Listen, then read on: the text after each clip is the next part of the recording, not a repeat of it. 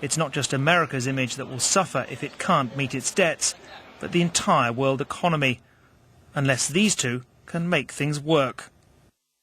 For more, I'm joined by Associate Professor Brendon O'Connor from the US Studies Centre. Brendon O'Connor, President Barack Obama has warned that the US is on the brink of economic Armageddon. That sounds pretty serious. Are you surprised that they haven't been able to reach a deal? Movie talk, I suppose. I mean, it is a real crisis. This is a really serious problem. Sanity would suggest they have to reach a deal because they don't want to put the US back into a recession.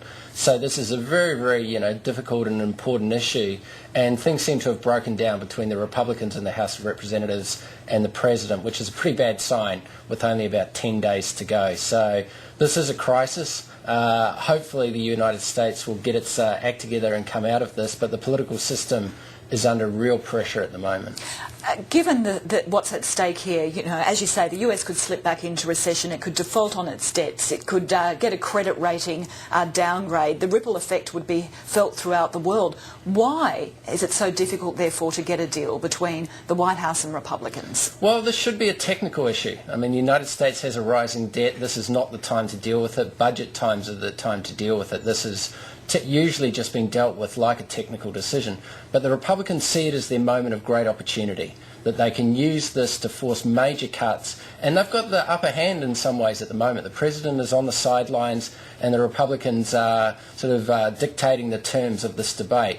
Obama's hoping public opinion will turn against the Republicans, and it has to some extent in the Congress. So the hope is that as the crisis looms, maybe 2 or 3 days out, Obama will be able to come back and force some more compromise. But at the moment, the Republicans don't look like they want to compromise that much. Are the Republicans holding so firm because they've been buoyed by the Tea Party support, and there's a very strong opinion in the United States that, debts have to come down, that spending cuts have to be made? That rhetoric is incredibly powerful, particularly in the House of Representatives. I think in the Senate, the Republicans there are more old-timers, they're more likely to compromise, they know these issues come and go.